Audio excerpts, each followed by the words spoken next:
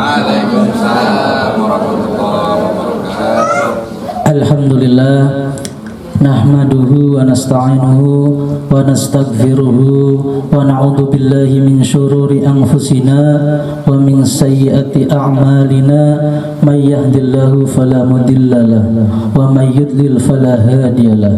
Asyhadu an la ilaha illallah wa asyhadu anna Muhammadan 'abduhu wa rasuluh la nabiyya ba'dah.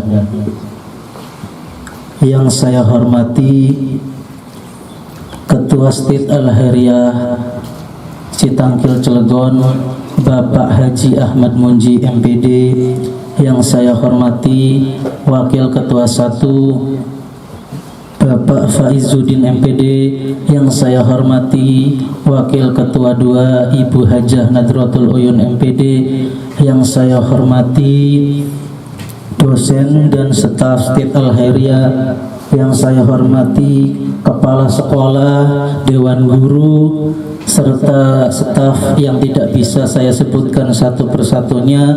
Semoga tidak mengurangi rasa hormat dan takdim kepada beliau. Dan yang kita muliakan kepada narasumber kita Profesor Dr. Haji Zakaria Syafi'i MPD, yang insya Allah pada pagi hari ini beliau sempat hadir dan insya Allah akan memberikan ilmunya, menyampaikan nasihat dan tausiahnya. Baiklah, saya selaku moderator akan memimpin acara pada pagi hari ini. Baiklah, untuk yang pertama yaitu pembukaan, yang kedua sambutan, yang ketiga acara inti yaitu pengajian bulanan, yang keempat penutup atau doa. Baiklah, untuk mempersingkat waktu, marilah kita buka acara pada pagi hari ini dengan sama-sama membaca basmalah. Bismillahirrahmanirrahim. Meningkat acara yang selanjutnya yaitu sambutan. Untuk sambutan ini yang akan disampaikan oleh Wakil Ketua 1 kepada Bapak Faizuddin MPD. Waktu dan tempat kami persilahkan. Assalamualaikum warahmatullahi wabarakatuh. Kayaknya urung sarapan gitu. Jawab salam lemes. Alhamdulillahi rabbil alamin wa bihi nasta'inu ala umuri dunya waddin. Wassalatu wassalamu ala asrafil anbiya'i wal mursalin wa ala alihi wa sahbihi ajma'in. Rabbi shrah li sadri wa yassir li amri wahlul 'uqdatam min lisani yafqahu qawli. Yang saya hormati dan yang saya muliakan guru kami, orang tua kami, Bapak Profesor Dr. Kiai Haji Zakaria Syafi'i MPD. Beliau orang tua kami sekaligus juga alumni Al-Khairiyah yang sekarang di kepengurusan PB Al-Khairiyah sebagai Dewan Pakar. Mudah-mudahan Allah senantiasa memberikan kesehatan kepada beliau, dan dari kesehatan itu kita dapat menimba ilmu dari beliau, dan juga sebagai bentuk amaliyah beliau, mudah-mudahan nanti apa yang sudah diberikan untuk masyarakat Banten menjadi arah atau juga jalan menuju surganya Allah Subhanahu wa Ta'ala. Yang saya hormati pimpinan Sekolah Tinggi Ilmu Tarbiyah Al-Khairiyah, Ketua Stit, Wakil Ketua 2, Ketua Prodi PAI dan juga PIAUD, Sekretaris Prodi. Tak lupa yang saya hormati orang tua kami, guru kami, Bapak Dr. Kiai Haji Mahfud Salimi MM.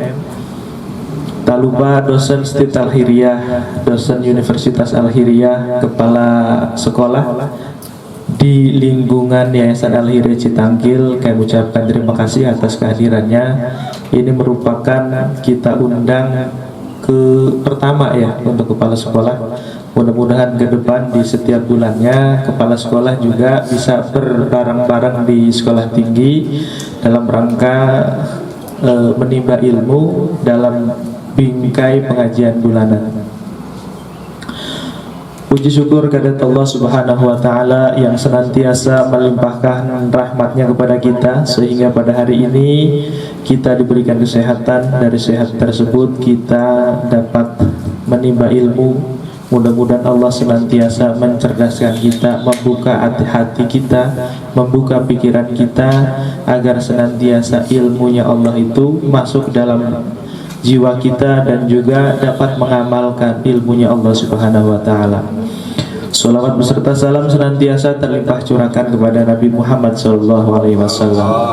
Bapak dan Ibu yang saya hormati, pertama kami sampaikan bahwa program ini kita mulai dari kepengurusan Bapak Haji Ahmad Bunji, yang mana beliau berkomitmen di kepengurusan 2 tahun yang akan datang akan melaksanakan program pengajian bulanan.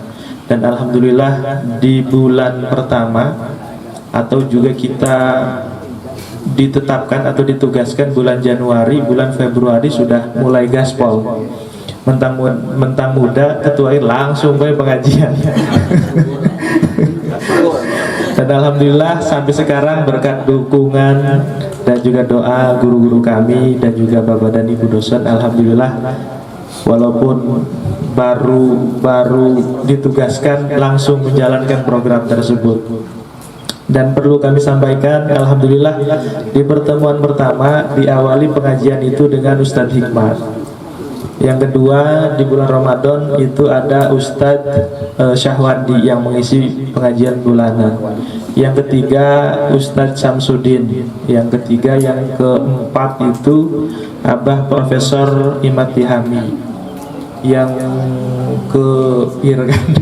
setelah itu Bapak Profesor Dr. Amin Suma. Dan alhamdulillah pada kesempatan kita hari ini hadir yang mengisi adalah Abah Profesor Dr. Zakaria Syafi'i.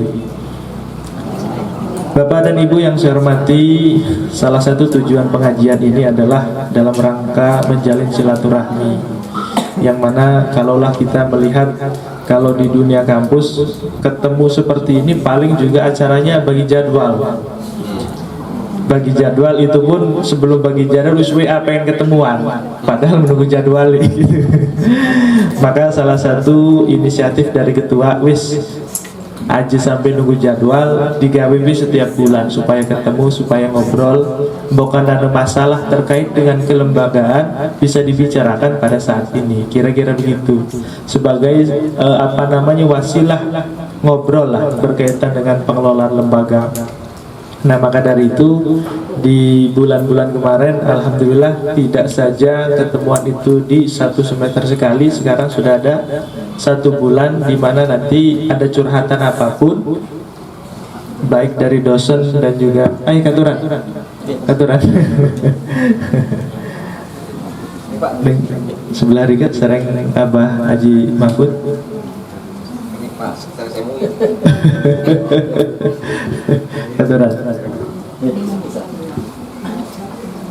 Jadi bukan ada curhatan apa-apa, sampaikan ke ketua di acara pada kesempatan kali ini. Jadi Bapak Ibu yang saya hormati, kita kemas kegiatan ini dengan kegiatan pengajian bulanan. Mudah-mudahan Bapak dan Ibu ke depan masih mendukung program ini. Dalam rangka hal tersebut, kita hadirkan orang tua kami, kita hadirkan pakar-pakar agama, dalam rangka kita menambah pengetahuan, menambah wawasan. Mudah-mudahan kalaulah yang didatangkan adalah pakar atau guru besar, mudah-mudahan cara pandang kita dalam beragama, dalam juga menimba ilmu akan berbeda, dan tentu akan memberikan manfaat lebih besar untuk kita semua. Itu saja barangkali yang dapat kami sampaikan. Terakhir, kami ucapkan terima kasih kepada Abah Prof atas kehadirannya. Ini merupakan bentuk silaturahmi, dan juga kita sebagai dosen-dosen muda pengen tahu bahwa Al-Khairiyah itu banyak yang sudah menjadi guru besar. Mudah-mudahan ke depan Stit Al-Khairiyah yang lahir dari Al-Khairiyah, yang juga ngabdi di Al-Khairiyah, mudah-mudahan ke depan ada yang jadi guru besar. Itu saja barangkali yang dapat kami sampaikan. Hasbunallah wa ni'mal wakil, ni'mal maula wa ni'man nasir. La haula wa la quwwata illa billahil aliyil azim. Wassalamualaikum warahmatullahi wabarakatuh. Sambutannya meningkat acara yang selanjutnya, yaitu acara inti pengajian bulanan yang insya Allah akan langsung disampaikan oleh Profesor Dr. Haji Zakaria Syafi'i MPD. Kepada beliau waktu dan tempat kami persilahkan. Assalamualaikum warahmatullahi wabarakatuh.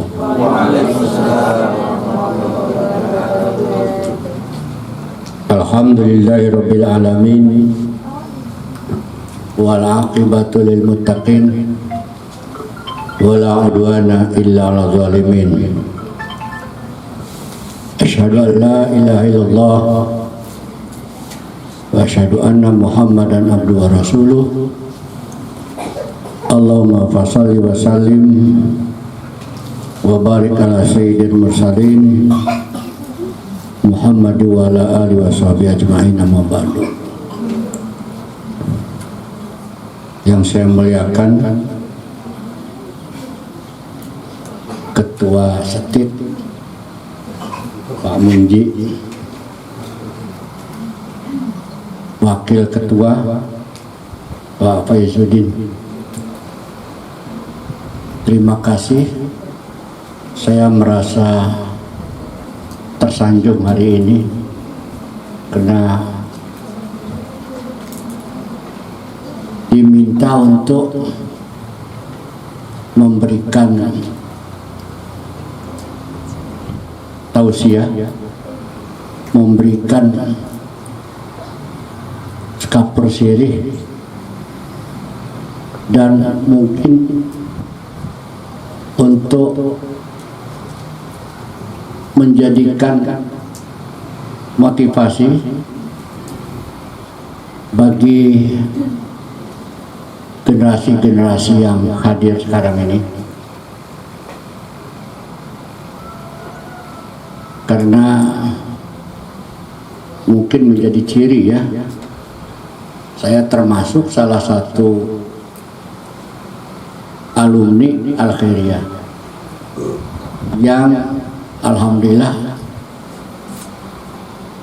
atas perkenan Allah ditakdirkan untuk menjadi guru besar yang insya Allah sebentar lagi pensiun juga, karena sekarang saya memasuki usia, hampir memasuki usia 70 tahun. Tapi masih kelihatan muda kan? Iya, masih muda. Padahal ini kalau dari duduk mau berdiri itu udah kewalahan. Kaki udah sakit-sakit karena memang kebesaran perut.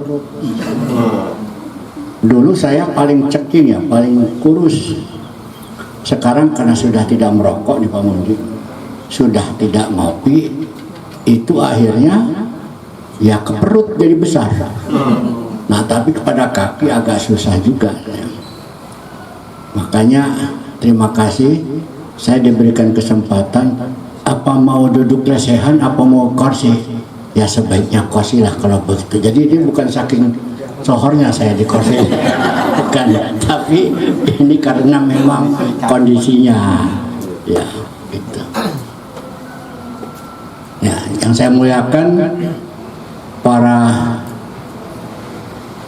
tenaga pendidik dan kependidikan di lingkungan STIT Al-Khairiyah,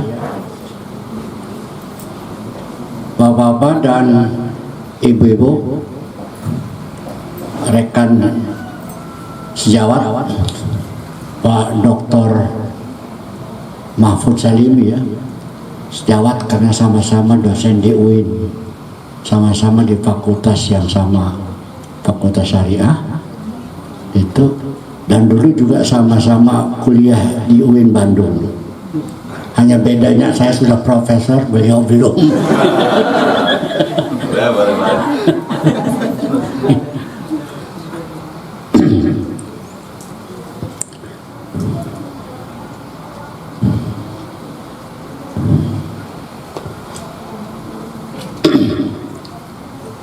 Jadi sekali lagi saya mengaturkan banyak terima kasih atas kesempatan yang diberikan kepada saya. Intinya adalah kita bersilaturahmi. Gitu. Bersilaturahmi. Meskipun dulu saya belajar ya masih di kampus Al-Khairiyah yang sekarang sudah menjadi Latinusa kali ya. Latinusa di situ yang masih terkenang banyak ada pohon Ambon yang besar. Sekarang juga ada pohon Ambon. Lalu sampai besar dengan pohon beringinnya. Nah, tapi sekarang saya merasa bangga sekali. Kampus ini jauh lebih besar. Dan begitu masuk ke kampus ini sejuk, bersih. Sampai-sampai nggak boleh pakai sepatu masuk ke dalam.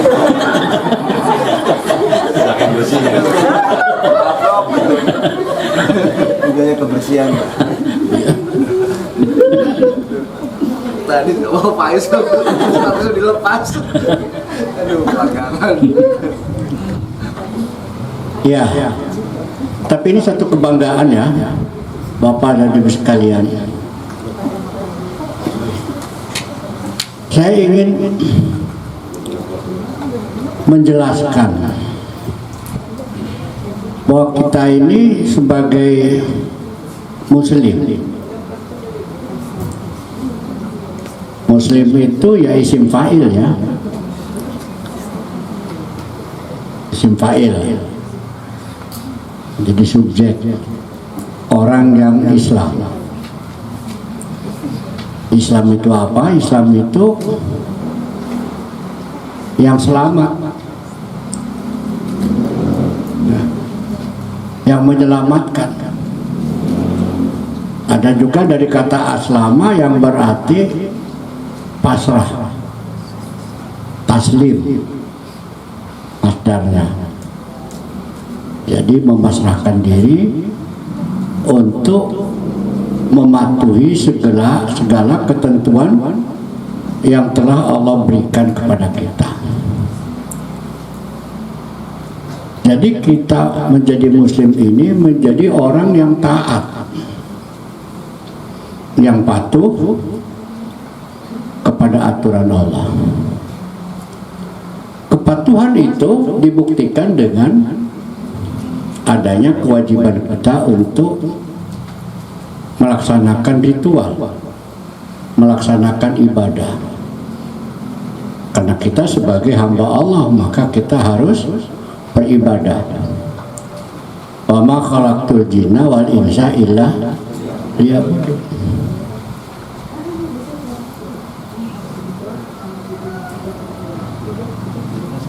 Kalau permasalahannya hanya ibadah, bahwa yang diutamakan berarti aspek-aspek spiritualitas, kedekatan kita dengan Allah. Padahal kita ini bagian daripada makhluk sosial, bagian daripada kehidupan yang fungsinya tidak ada lain. Kita diciptakan oleh Allah bukan semata-mata sebagai hamba Allah untuk mengabdi, tapi juga waladzi ansya'akum minal ardi wastamarakum fiha, untuk memakmurkan,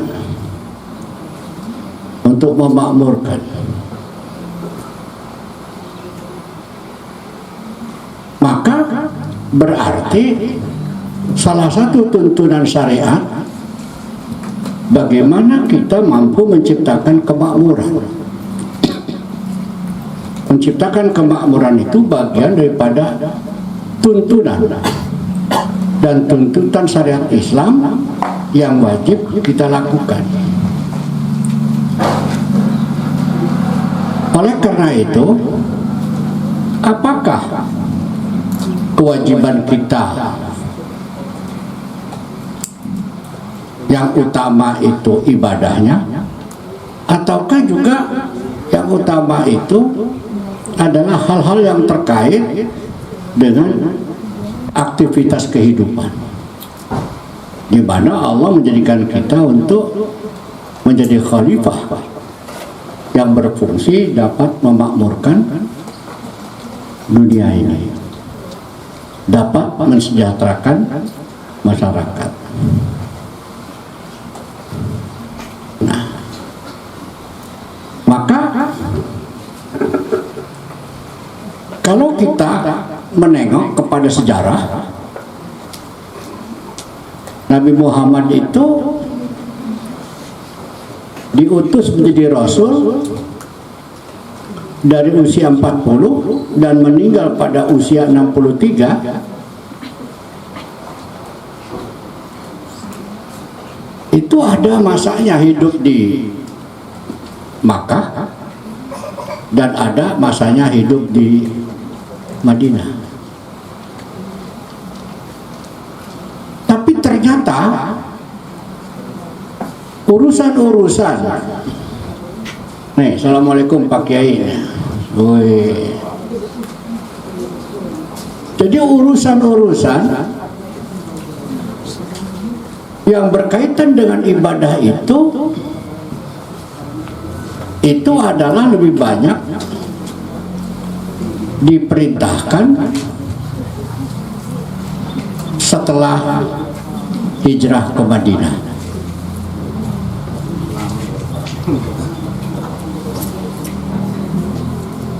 Setelah hijrah ke Madinah. Jadi selama 13 tahun di Mekah, apa saja? Syariat apa yang diturunkan oleh Allah untuk umat ini? Ternyata umpamanya tentang zakat, itu wajibnya setelah tahun kedua hijrah.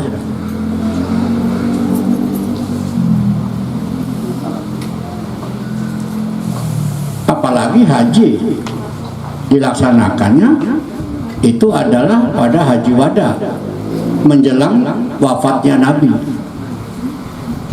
di usia 63 tahun. Makanya Nabi itu tidak banyak hajinya, hanya sekali.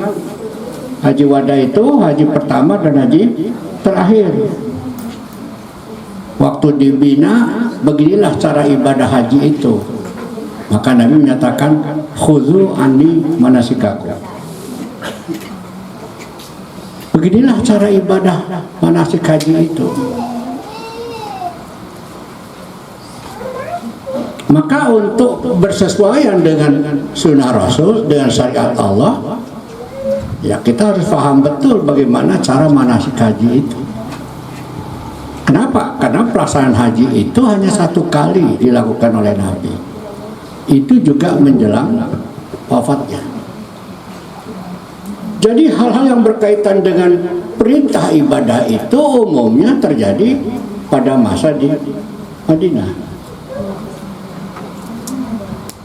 Jadi kalau di Mekah apa aja gitu pada masa-masa awal. Nah, ini permasalahannya. Sholat wajibnya itu setelah Isra Mi'raj. Kapan? Ya tahun ke-11. Tahun pertama diturunkan syariat itu yang menandai bi'tsatur Rasul, diutusnya Rasul. Ayat yang turun itu adalah Iqra bismi rabbikal ladzi khalaq. Bukan perintah sholat, bukan perintah zakat. Artinya apa? Artinya bahwa Islam diturunkan oleh Allah itu untuk merubah keadaan, untuk membentuk peradaban. Kenapa? Karena orang jahiliyah, orang-orang Arab itu orang-orang yang biadab. Maka syariat yang diturunkan pertama oleh Allah itu adalah membentuk peradaban. Masyarakat yang beradab, yang punya peradaban adalah tentu harus memiliki wawasan keilmuan, harus memiliki ilmu. Dan kalau suatu bangsa itu tidak memiliki ilmu, maka masyarakat itu akan menjadi masyarakat tertinggal.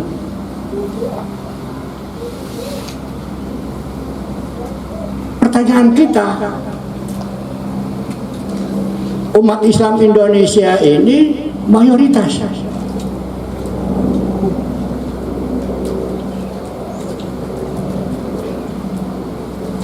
Tetapi umat Islam ini tidak menjadi penentu.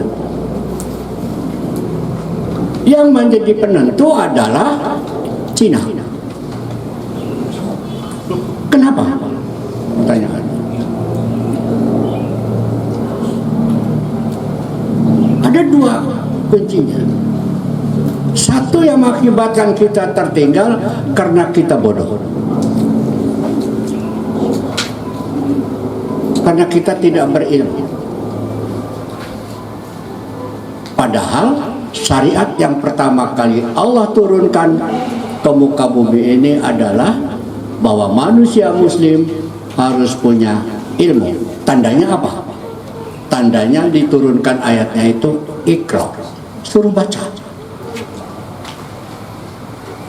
Berarti Iqra itu syariat yang pertama yang secara langsung memerintahkan kepada umat Islam untuk bisa membaca, untuk bisa meneliti, untuk bisa mengkaji, untuk bisa mengetahui situasi. Iqra. Jadi baca. Jadi baca ini menandai bahwa syariat yang utama itu pertama kali diturunkan oleh Allah adalah kita tidak boleh bodoh. Kita harus berilmu. Iqra. Dan kalau orang berilmu itu dijamin oleh Allah untuk diangkat derajatnya. Yarfa'illahu alladhina amanu minkum walladhina utul ilma derajat. Allah akan mengangkat derajat jauh lebih tinggi ketika orang itu beriman dan kemudian punya ilmu.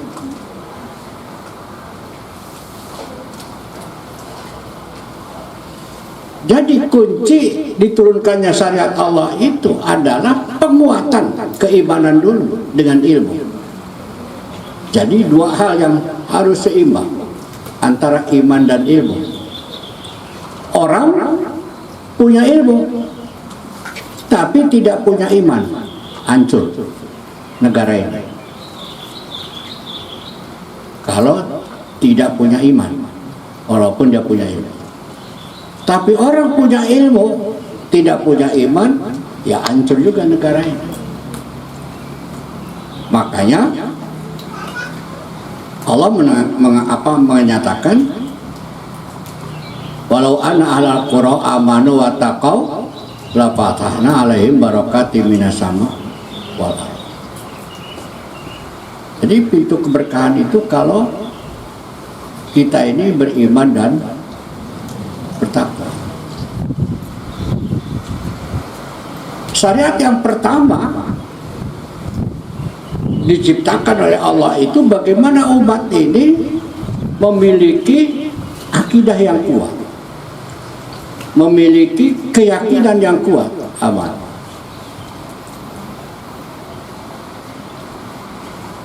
Makanya di dalam ayat yang pertama turun itu Iqra bismi rabbik, baca. Apa yang dibaca? Bahwa Nabi sendiri tidak bisa baca waktu itu. Nabi sendiri tidak bisa baca. Ma'ana biqori, kata Nabi. Saya tidak bisa baca. Baca lagi Iqra 3 kali. Sampai pulang ke rumah, zamiluni kepada Siti Hadijah, pada istrinya. Tolong selimuti aku. Makanya orang berselimut itu disebutnya muzammil. Setelah itu ya ayuhal muslim, orang yang berselimut. Itu kata-kata kiasan. Orang-orang yang malas nggak mau kerja, nah gitu. Gitu. Iya. Jadi ini bagian syariat. Syariat itu pertama berilmu punya iman. Dari mana kita mau punya iman? Bismi Rabbik, dengan nama Tuhanmu. Ini bentuk perlawanan.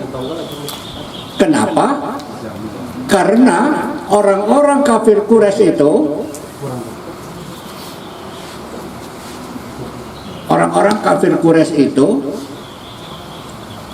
percaya kepada Allah, tapi ya tidak bertauhid kepada Allah. Maka disebut musyrik juga. Oleh karena itu, syariat yang pertama itu Allah turunkan adalah bagaimana caranya umat ini supaya terhindar dari kemusyrikan, dan bentuk-bentuk kemusyrikan itu ya perlu disingkirkan.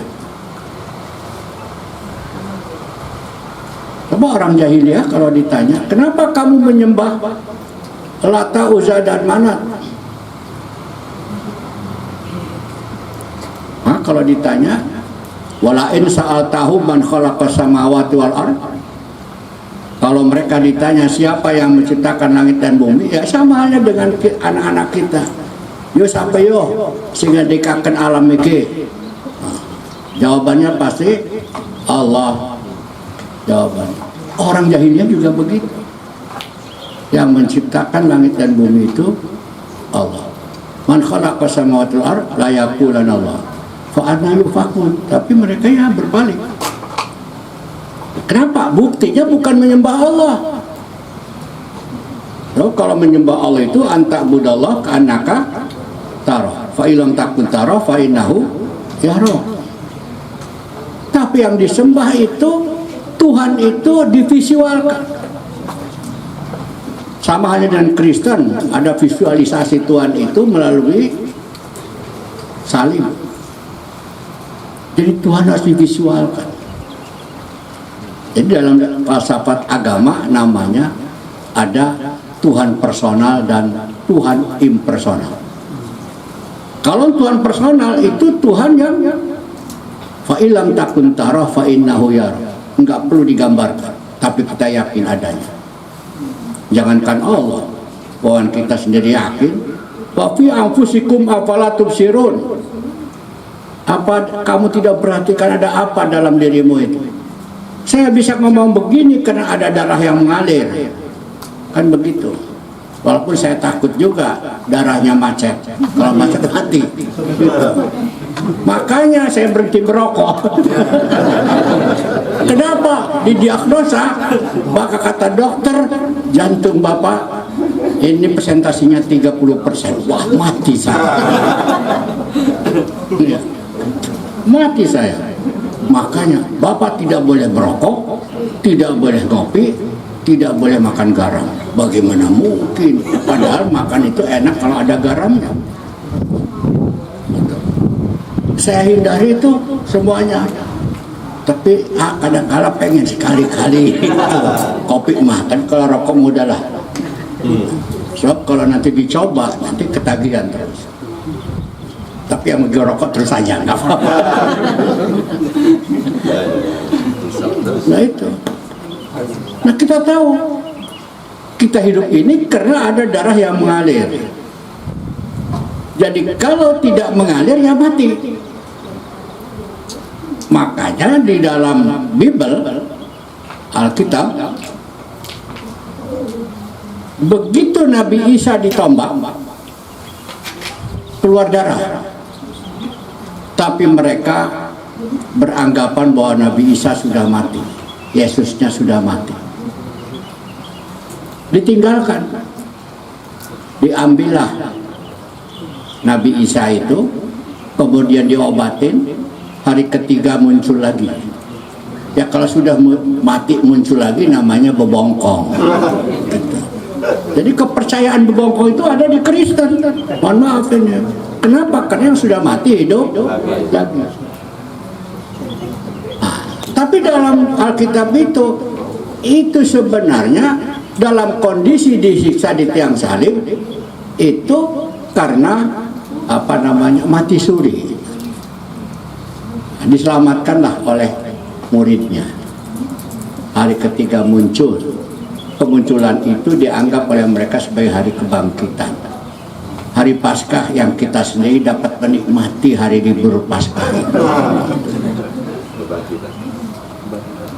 Nah,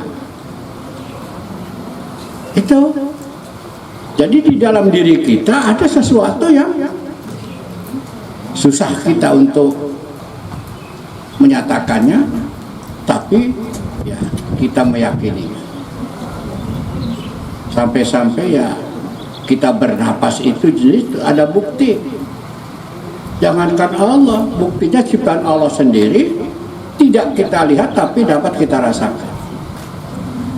Tapi bagi orang yang percaya pada Tuhan itu harus divisualisasikan, namanya Tuhan impersonal. Maka itu juga dilakukan oleh orang jahiliyah zaman itu. Kenapa mereka menyembah-nyembah yang namanya Lata, Uzza, dan Manat? Siapa itu Lata, Uzza, dan Manat? Lata, Uzza, dan Manat itu nama orang hebat, ya,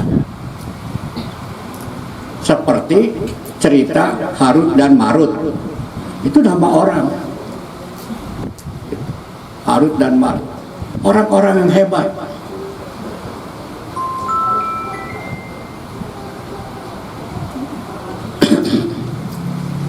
Nabi Yusuf sendiri karena orang hebat dianggapnya sebagai malaikat, padahal manusia. Wakuna hasadillahi mahadha basara in hadha illa malakun karim. Baca 21 kali. Pengwadon pada kelengar kabeh. Iya. Karena sing durung duwe rabi. Iya. Sing arep nambah padahal.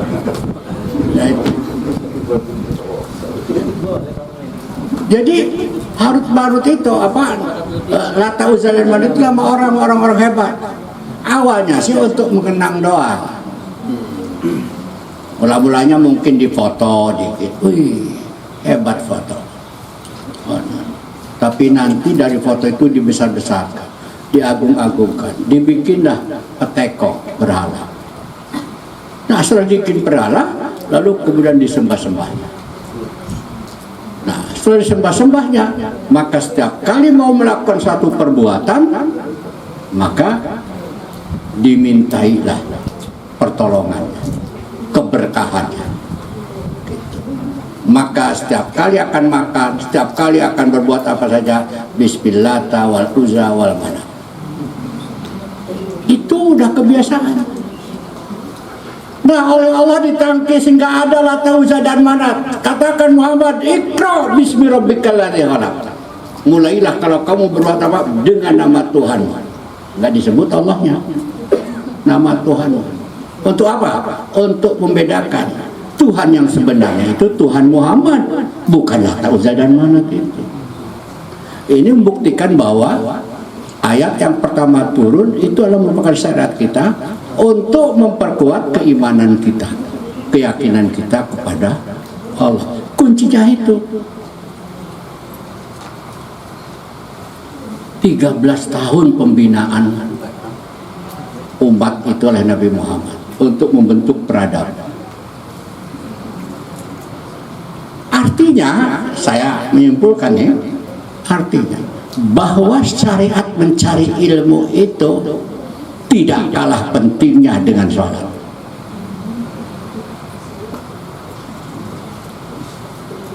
Sebab kalau tidak punya ilmu, sepanjang masa kita ini umat yang tertinggal.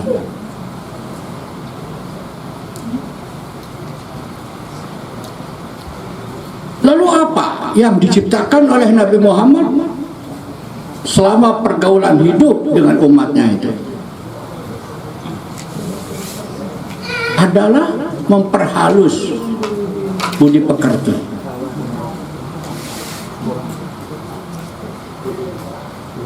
Sehingga tata nilai hidup ini betul-betul indah. Itu yang diciptakan oleh Nabi Muhammad. Maka Nabi Muhammad menyatakan, bu'istu liutamima makarimal akhlak. Bu'istu liutamima sholihal akhlak. Kalau hadisnya di kitab itu sholihal akhlak. Tapi yang umum populer kita liutamima makarimal akhlak. Ya bis mengkonon baiklah. Jadi untuk akhlak. Makanya Hudairibik menyatakan innamal umamu akhlakum baqiyat wa in humu zahabat akhlaquhum zahabu. Kata Hudairibik, satu bangsa itu menjadi bangsa yang maju sepanjang bangsa itu memiliki akhlak. Tapi kalau bangsa itu terkikis akhlaknya, tidak lagi memiliki akhlak, maka bangsa itu menjadi hancur, menjadi binasa.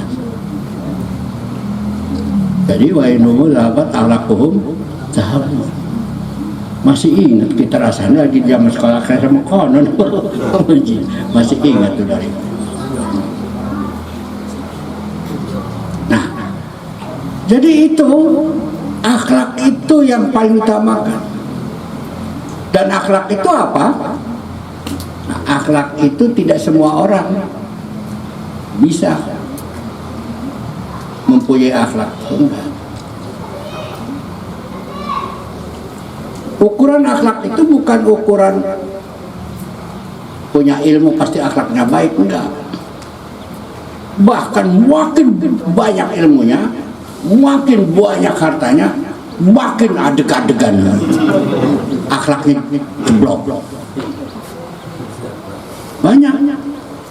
Umpamanya ya, mentang-mentang pinter, kanan, wih, main tunjuk banding anak buah, kanan, nah itu, gitu.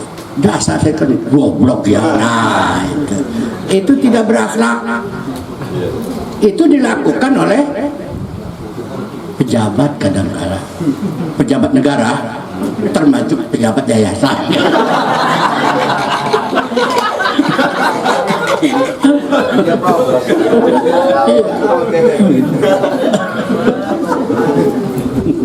Iya, ya, punten ini bukan begitu. Ya, aja begitu. Coba Pak Mahfud tanya. Pak Mahfud sendiri nggak pernah nengok-nengok yang satpam kalau melewat anjing kampus kan. Jauh mahormatan mat satpam, ngebuka jenderal. Nah itu ada arogansi. Jadi arogansi itu bisa terjadi pada setiap orang meskipun dia punya ilmu pengetahuan. Makanya harusnya orang punya ilmu itu seperti falsafah padi, semakin berisi semakin menunduk. Nah itu orang berakhlak. Akhlak itu nggak usah dipelajari.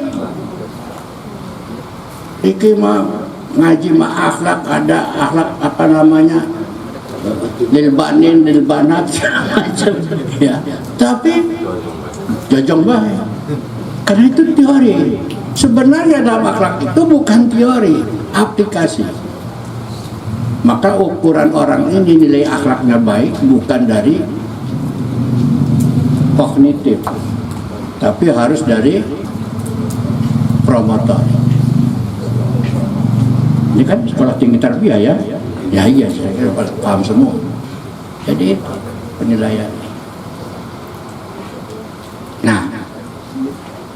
Jadi ini akhlak itu penting. Kenapa bangsa ini banyak yang korupsi? Laka akhlak ya. Laka akhlak. Nah, jadi Bapak dan Ibu sekalian, kembali lagi kepada Bismi Rabbik, nama Tuhanmu Muhammad. Siapa nama Tuhan Muhammad? Allah. Supaya dikenal. Allazi khalaq, yang telah menciptakan. Apa yang diciptakan? Enggak ada itu. Idofanya kemana? Enggak ada. Disandarkan pada apa? Berarti menciptakan segala sesuatu itu Allah. Jadi tidak ada artinya nyembah Lata, Uzza dan Manat itu. Harus sebut nama Allah. Jadi nama Allah itu dengan mengucapkan Bismillahirrahmanirrahim. Isinya doa. Untuk apa? Minta barokah. Jadi bukan itu barokahnya bukan ke mana-mana, minta barokahnya kepada Allah. Jadi baca Bismillah itu doa juga. Ini tauhid kita.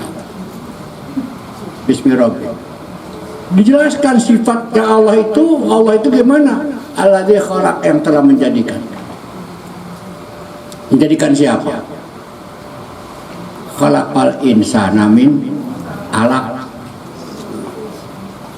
Ayat pertama disebutnya manusia itu min alaq. Apa itu artinya alaq? Segumpal darah. Padahal kita berroh. Mual ujuk-ujuk segumpal darah barang. Sing banyu dikit muncrat kok. Itu asalnya.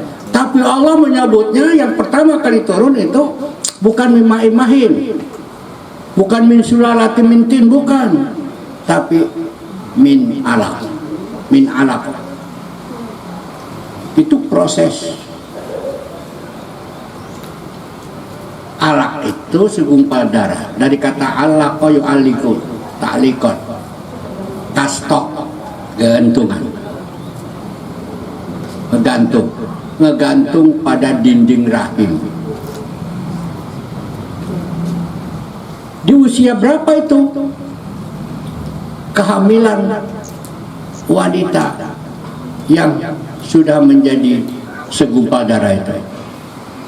Di usia ke-4 bulanan kurang lebih. Nah, menurut medis, kalau usia 4 bulan itu berarti kehamilannya kuat. Kehamilan kuat itu kemungkinan gugur itu kecil. Jadi kemungkinannya jadi. Kemungkinannya jadi. Tapi kalau baru 1 bulan bisa jadi gugur. Atau di atas 6 bulan bisa jadi gugur. Maka lahir anaknya menjadi prematur. Dulu ibu-ibu, waktu saya haji saya ngedoa. Waktu mau haji ngedoa saya, alhamdulillah diijabah oleh Allah. Padahal itu menyiksa sebenarnya. Ya Allah, bagaimana mungkin istri saya bisa tawaf di Mekah dalam kondisi istri saya tidak hamil? Mana mungkin? Karena khawatir ini nanti emen, susah sekali kalau emen terhambat. Wislah waktu haji jangan sampai emen. Terus teman baik endah hamil, betul-betul hamil istri saya. Kalau sekarang pasti dipulangkan. Jadi diijabah tuh. Tapi saya ngatur strateginya primen supaya dia dipulangkan, itu masalahnya. Jadi akhirnya saya diperiksa ke dokter. Kata dokter, tolong diperiksa ke rumah sakit. Apakah pada waktu berangkat usia kehamilannya 4 bulan atau belum? Kalau 4 bulan, oke. Barang begitu diperiksa di rumah sakit, betul. Ini udah masuk kayak begitu, aman kata saya. Masuk datang lagi ke dokter, dokternya marah. Saya nggak mau nanda tangan, nggak mau memberikan rekomendasi. Karena ini melanggar sumpah jabatan saya. Kata saya, kan jadi ke dokter, kalau sudah ada keterangan dari rumah sakit, diizinkan. Saya nggak bisa. Ya terus bagaimana saya bilang? Saya nggak tanggung jawab. Bagaimana kalau nanti di Mekah mati? Kata urusan mati, urusan Allah lah Pak. Itu urusan. Saya boleh, saya kasih izin, tapi jangan ada selamatan haji. Ya Pak, nggak apa-apa, nggak selamatan juga udah picis. Gitu kan? Terus kamu jangan berangkat dari Kloter Serang, kamu pindah ke Kloter. Ya Pak. Akhirnya saya masuk Kloter Bandung. Aman. Sampai di Pondok Gede, oh Ibu, ininya apa? KB-nya suntik atau per? Dan saya jawab suntik. Saya bilang, udah lagi hamil suntik. Nah itu nipu, tapi nipu untuk kebaikan nggak apa-apa. Ya, alhamdulillah. Jadi ada anak saya yang bungsu itu pernah dibawa ke Mekah. Satu-satunya yang selamat orang hamil. Nah, sekarang nggak bisa. Tapi saya masih punya alasan karena dulu kartu kesehatannya hijau itu ada keterangan 1 sampai dengan 3 tidak boleh, 4 sampai dengan 6 boleh, 6 sampai dengan 9 tidak boleh. Nah, kata saya pada saat itu antara usia kehamilan itu 4 dan 5. Jadi aturannya boleh. Nah, tapi memang kita mengatur strategi Bu.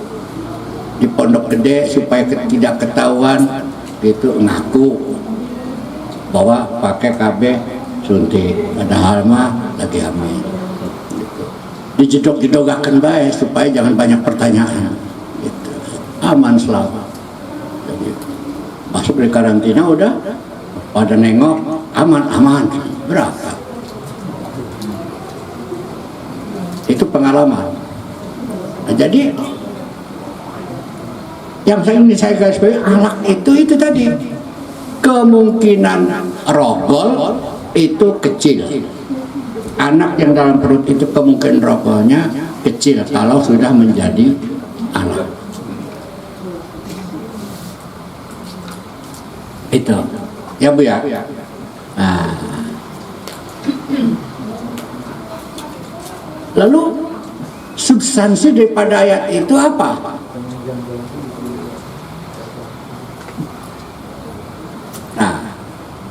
Ini adalah deklarasi Allah.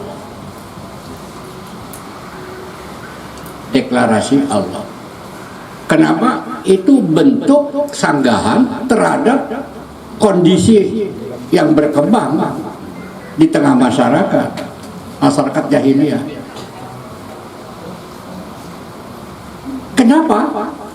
Karena orang jahiliyah itu sudah tidak memanusiakan yang namanya perempuan. Perempuan itu tersubordinasi, dilecehkan. Perempuan itu seperti bukan manusia, seperti roti bisa dibagi-bagi. Bahkan zaman jahiliyah zaman dulu, istri itu bisa diwariskan kepada anak. Sehingga ada ibu tiri, kalau bapaknya sudah menceraikan, bisa dinikahi oleh anak tiri.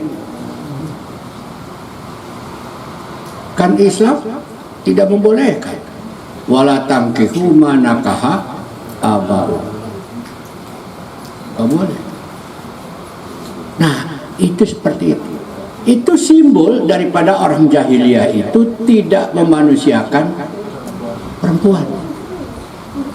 Istilah sekarang jadi tidak ada emansipasi.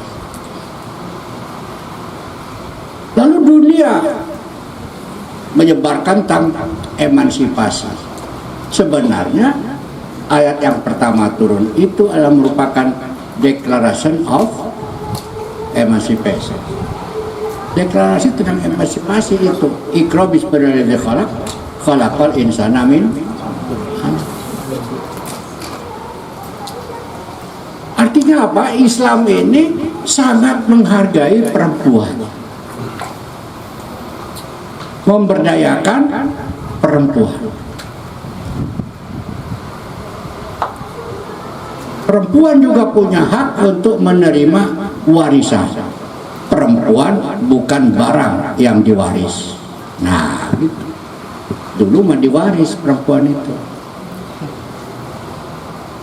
Sampai-sampai satu perempuan bisa diperlakukan Salome Barwara. Iya. Satu perempuan bareng-bareng digenjot ke orang wakil. Coba yang akan itu orang jahiliyah. Ketika anaknya lahir, anaknya rupanya diseleksi. Mirip siapa? Oh, mirip Pak Mahfud. Wah, ada Pak Mahfud.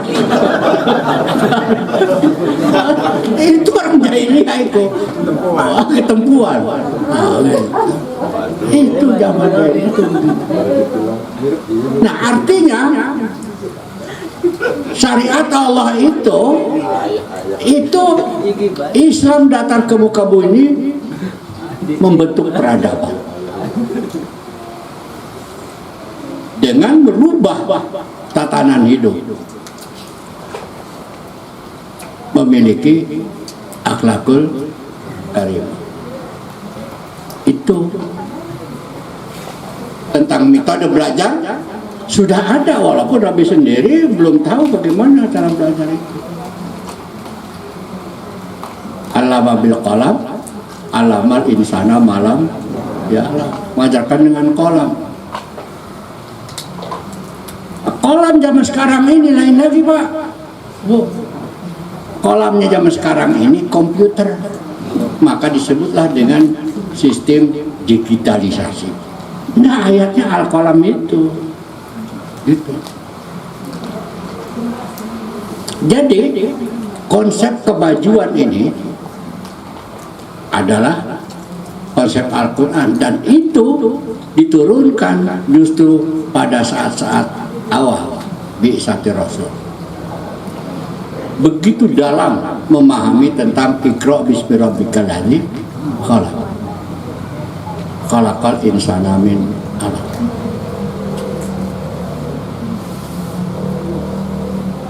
Ada sesuatu yang memang di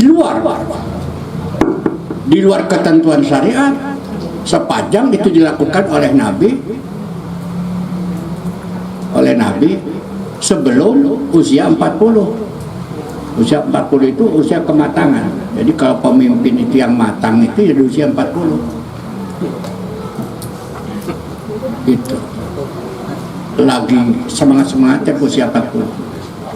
Kerja keras juga usia 40. Kelamnus 60 moranus leot lah. Iya. Usia 40. Udah pamun juga. Oh, lagi semangat. Iya. Nah, tapi itu desain Allah luar biasa.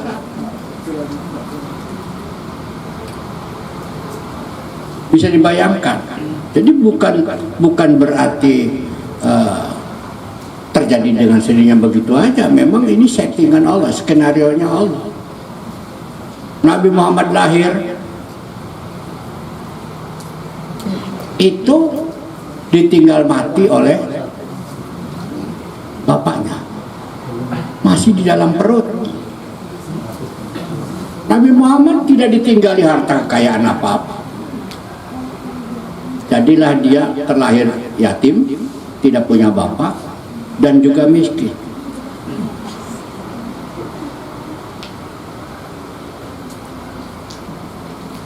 Di usia 6 tahun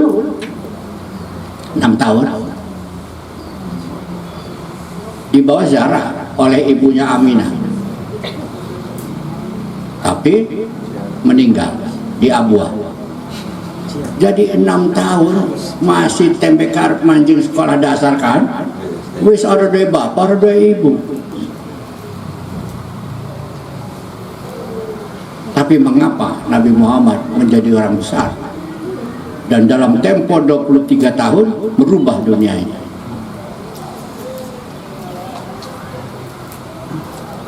Allah menciptakannya luar biasa.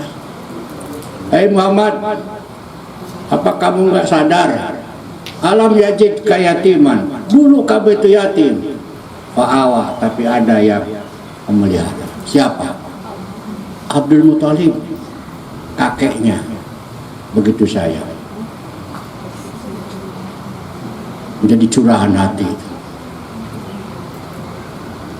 Jadi tetap anak itu perlu ada kasih sayang, meskipun bapaknya tidak ada. Makanya Nabi Muhammad dalam pengalaman hidup sangat peduli terhadap orang-orang yang tidak mampu. Maka ketika ada orang, anak kecil yang nangis lebaran, itu di pojokan, kamu ini kenapa? Ya, saya tidak bisa menikmati hari lebaran, orang tua saya tidak ada. Tapi menawarkan diri, apakah kamu siap untuk menjadi anak dari Muhammad dan ibunya Khadijah? Siapa yang tidak bangga?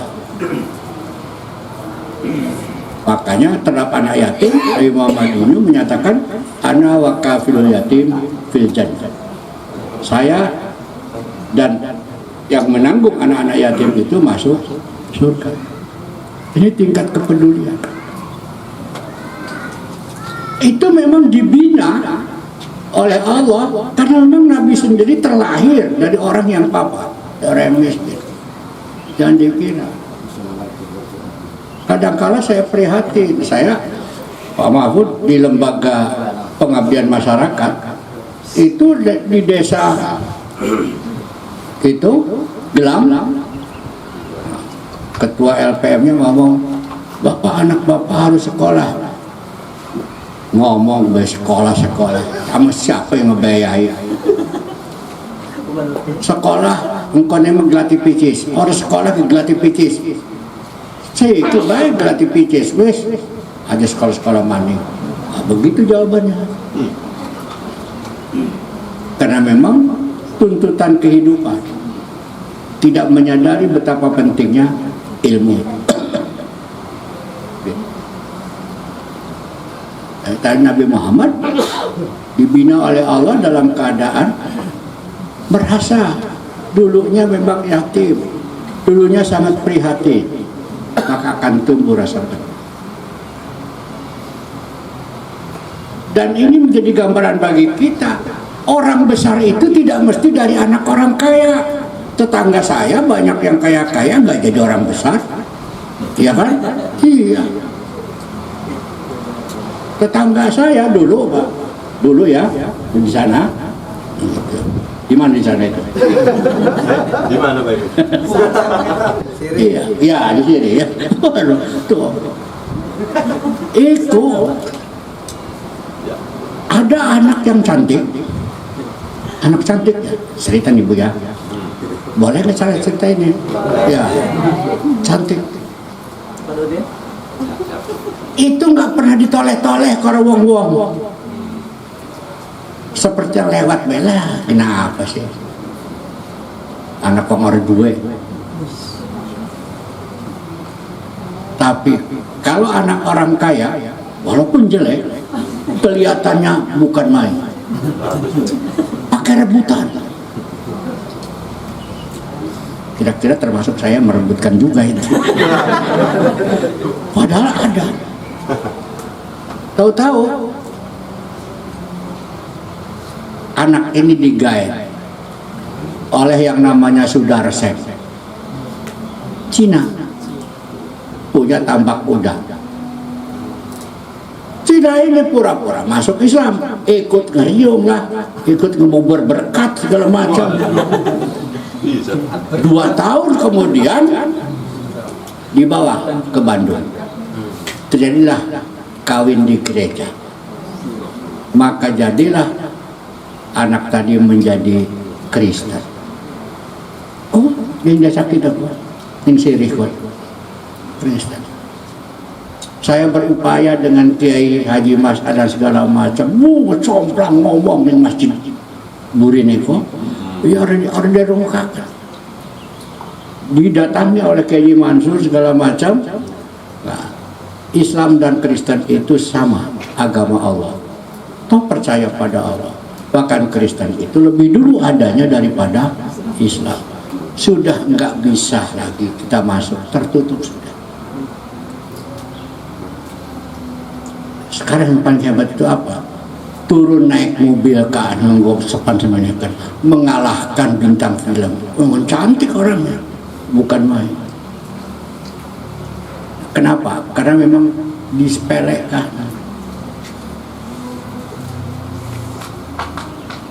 Jadi harusnya orang-orang begitu itu jangan disepelekan. Dan itu tidak alergi. Kalaupun suatu saat orang-orang tidak punya itu menjadi orang besar, menjadi pemimpin. Ya. Ini tergantung daripada upaya kita untuk bagaimana memberikan pembinaan, kaderisasi dan lain-lain. Jadi jangan terjadi pengalaman seperti itu, menyepelekan tapi ujung-ujungnya diambil oleh non-muslim. Sayang. Wih, ayunya kayak bukan main, mengalahkan bintang film. Sebenarnya. Itu seperti apa ya? Seperti emas yang tertimbun di lumpur. Gitu. Begitu diangkat kelihatan mengkilapnya. Tapi udah terlanjur milik Cina. Kan begitu. Di Cina. Iya. Nah jadi Nabi Muhammad itu kehidupannya begitu. Alam yajid kayatiman fahawa wa wajadaka dhalan fahada. Dulu Nabi Muhammad itu ya ada di lingkungan dolan. Dolan itu udah dolanan. Dolan. Sesat. Artinya sudah hilang peradaban itu. Sudah ngacak masyarakatnya. Tapi Nabi Muhammad dibentuk sebagai pribadi yang konsisten. Fahada, selalu mendapat hidayah Allah. Jadi tidak terjebak. Jadi di pergaulan kehidupan itu ya harus kita ciptakan generasi-generasi yang konsisten. Tidak mudah terpengaruh. Sekarang ini pengaruhnya luar biasa, ya, luar biasa. Bahkan gadget itu ya, HP itu kadang-kadang itu pengaruhnya besar. Bagaimana mungkin anak bisa ngapal Al-Quran, uangan yang dilihatnya apa itu? TikTok. Tadi yang ditonton sing latahkan, joget ikut joget kan. Oh, sampai anggota DPR pada joget, coba latah. Bayangkan. Ini memang sikap konsistensi ini perlu dipupuk dari sedini mungkin. Nabi Muhammad itu diciptakan oleh sedemikian rupa. Makanya begitu mengangkat dewasa disebutlah sebagai Al-Amin. orang yang jujur terpercaya. Wajadaka ailan fa'agna, tidak punya tapi Allah memberikan kecukupan. Kecukupan itu modal untuk membangun peradaban. Artinya apa? Artinya sektor ekonomi itu penting. Jadi untuk majunya suatu bangsa bukan hanya ilmu, bukan hanya iman, tapi faktor ekonomi. Mengapa kita tertinggal? Mengapa kita ini umat Islam seperti buih yang terapung-apung di tengah lautan? Kenapa? Karena kita lemah dalam ekonomi.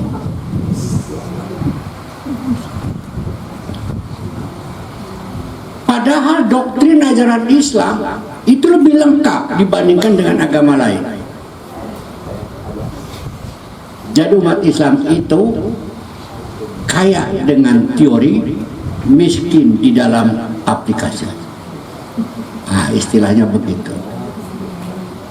Ada perkembangan baru, bagaimana caranya konsep hukum Islam diaplikasikan dalam kehidupan, terutama di dalam sistem ekonomi. Maka terlahirlah, dibuat undang-undang tentang ekonomi syariah. Maka di mana-mana lahir bank syariah. Gitu. Ya alhamdulillah. Disambut oleh BUMN. Maka ada BSI, ada Bapindo dan lain-lain. Tapi apakah pelaksanaannya sudah syariah? Wallahu a'lam. Itu permasalahan. Itu. Nah, tapi itu udah baik itu. Udah baik. Sehingga fikih muamalat sudah berkembang. Jadi ada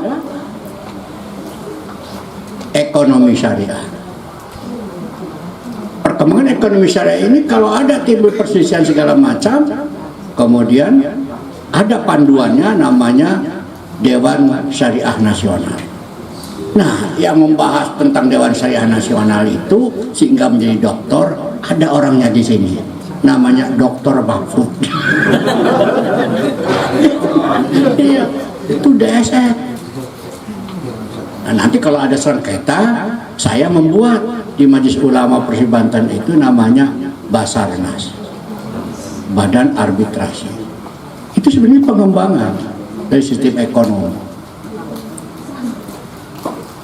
Ya, nah, jadi syariat yang kedua ya di samping tadi ilmu itu ekonomi. Nabi itu sangat nggak suka itu kalau orang hanya minta-minta, tapi justru yang minta-minta itu kita umat Islam. Saya ini pedagang, Bapak dan Ibu. Saya langganannya ke toko Cina, ya, gitu. Di Serang. Saya dagang rokok segala macam. Kadang-kala pada ngomong uang mobil dinas kok masuk pasar segala. Jangan pengen mobil dinas ada primen usaha jalan itu ya. Jadi saya perhatikan orang minta-minta, Assalamualaikum.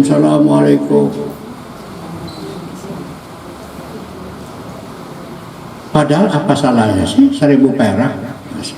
Sama sekali nggak ngasih. Saya berpikir memalukan amat umat Islam ini ya, sampai kita minta kalau diberi maya, tapi kan nggak diberi, dan itu nggak pernah kapok, nggak pernah diberi, terus datang lagi.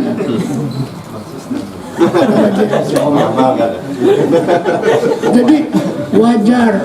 Makanya ada hadis yang menyatakan orang yang minta-minta itu nanti di akhiratnya mukanya bopeng. Itu gambaran Islam tidak menyukai orang tanpa bekerja, pengen enak. Memang banyak pengemis rumahnya megah, anaknya mahasiswa, tapi pekerjaannya mengemis. Itu tidak benar. Oleh karena itu saya bilang pada Sekda Pak Hilman zaman dulu, ini pemerintah provinsi perlu membuat regulasi. Sebenarnya yang perlu dihukum, disanksi adalah siapapun orang yang memberi kepada pengemis itu. Karena itu artinya melanggengkan perbuatan yang tidak baik. Islam tidak suka dengan cara begitu. Ya, Islam tidak suka. Makanya ada hadis, banyak hadisnya. Bukan hanya al-yadul ulya khairum minal yadis sufla, tapi bahwa orang yang baik itu adalah orang yang bekerja dengan tangannya sendiri.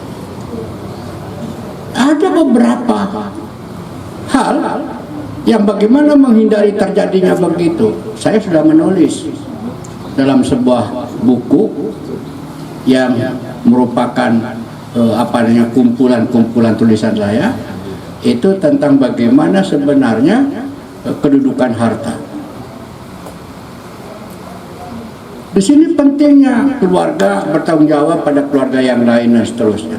Jadi tidak ada kesan sepertinya melihat mata kita ini ngeres, melihat saudara-saudara kita kok pada anggot tongkat menjaluk-jalukkan. Nggak ada. Itu cerminan bahwa umat Islam itu kumuh. Kenapa nih ngomong saya ini ya? Iya. Orang saya sendiri sebenarnya orang tidak punya apa-apa. Wih, jadi profesor mohon dah gitu. Siapa yang nyangka jadi profesor? Orang dari dulu juga sekolah. Arep keladenan tah. Sekolah ini ditangkil kuan, ditangkil mau kedua sugi-sugi. Kok jangan bengin mengkono. Bener, orang tak dalam wong. Krek. Enggak sepeda radikal. Sarungnya gebengkan. Hujan kita iya ya, boro-boro tengah ketukuk. Jangan bengen, enggak sarung. Waduh, kita ngejaluk di orang tua, kita balik akan maning beor sanggup nih tangkilkan. Oh, wangan nih ditangkil. Sekolahnya bengen segip tidak iya. Tembeknya mandi kelas 5 ya, dikon ikut ujian ini ditangkil, orang tak jawab si acan klemen satu-satunya orang yang lulus kita. Waduh nasib wis lah, enggak dijawab. Hanya mungkin kelebihannya ada keistimewaan karena saya itu lebih baik baca Al-Qur'annya daripada kawan-kawan yang lain. Ada tes Al-Quran itu, jadi kira-kira saya menangnya di Al-Quran, jadi lulus. Kira-kira panitianya orang gelap meriksa soal. jadi yang jadi ukuran itu asal salah doang. Cuma Pak Ibu kalau dulu berjalan itu lulus kita. Barang mik asrama kok Nasorota Ja'a Zaidun Amron Doroba Zaidun segala macam Doroba Filun Madin Malum Mabniun Alal, begitu kan. Kemudian Zaidun Fa'ilun Marfun Al-Turafidu Matun Dairatul Fa'iri Amron Maf'ulun Bih Mansubun Al-Rasmi Falatun Dairatul Fi Akhirih. Apa kelas pepat tidak iya kita madurung meruk teko yang sekolah. Ayo hafal Alfiah. Waduh, jadi kita menjaluk di waktu balik akan baik. Budi kita ningali Pak Haji Suhaili kok. Gaya Alfiah beneran. Budi kita. Waduh. Tapi ya lumayan, ujung-ujungnya lumayan lah, perang bet apa sampai saya ikutnya. Kalau Muhammad dan Wabnu Malik itu, beneran. Zaman kita walaupun paling cilik zaman Menko, kitanya penasaran. Yuk, batul-batul.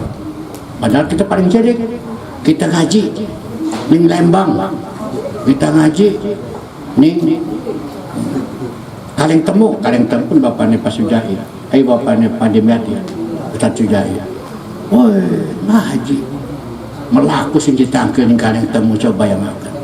Oh, jangan pengen, ya alhamdulillah. Jadi uang, ya saya orang yang ini termasuk pajak karya ini bisa baca kitab, jadi sini baca kitab kita itu jabangan ke, aduh sepalanya acak-acakan konon itu. Tapi buka akhirnya saya baca kitab primen kok. Kongan kita ning kampus ku ya, lagi nguji wawancara. Saya malah ke wawancara mah ning aduh pegel gitu. Semua lulus bahkan ada seperti KIN ya. Ada wawancara. Jadi coba tak gelem cek akhir ya baca Qur'annya. Nah, sing Matlaul Anwar baca Qur'annya tak bandingkan SMA Malingping, masih pinteran SMA Malingping coba ya. Waduh. Tapi ya, lulus by ujungnya mah ya. Daripada orang ulama masih lama ya. Nah, jadi itu ya. Jadi masalah ekonomi itu penting dan itu memang oleh Allah diciptakan. Nabi Muhammad itu tidak punya apa-apa, tapi dia dari sejak kecil ditata hidupnya untuk menjadi orang yang memiliki kecukupan sebagai bahan untuk mengembangkan misi dakwahnya. Jadi begitu Bapak dan Ibu. Jadi ekonomi itu menentukan. Jadi penentu negara ini ekonomi. Ekonomi itu DPC, Bu. Andi lurah sing karo DPC jadi lurah andi. Nah, jadi lurah andi. Laka lurah bae.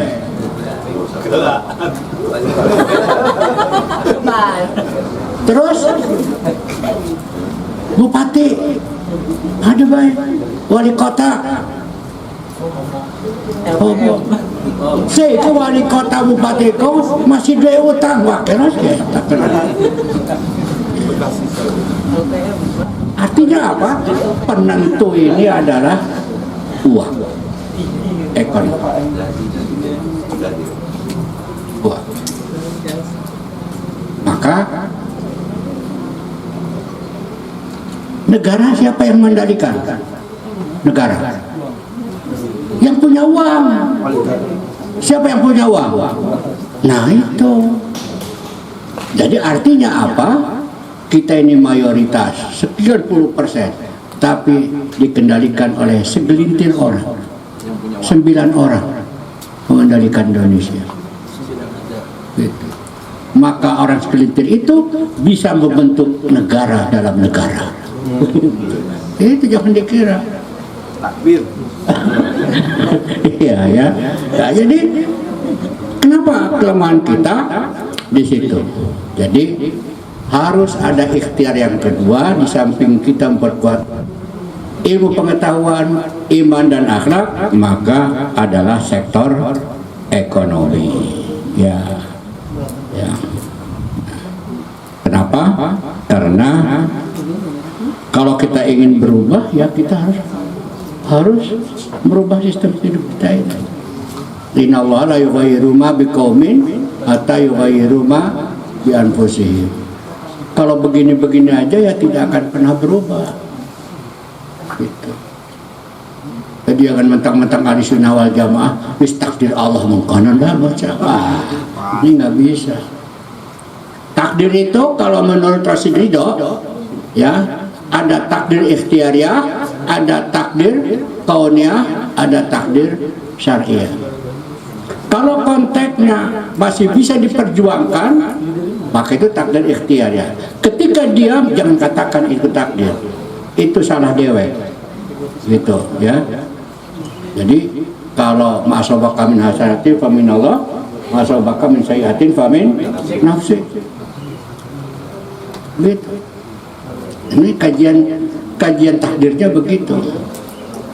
Jangan kena mentang-mentang ahli sunnah wal jamaah lalu lah kita mau jadi uang mungkin bodoh bae wis ora apa-apa lah.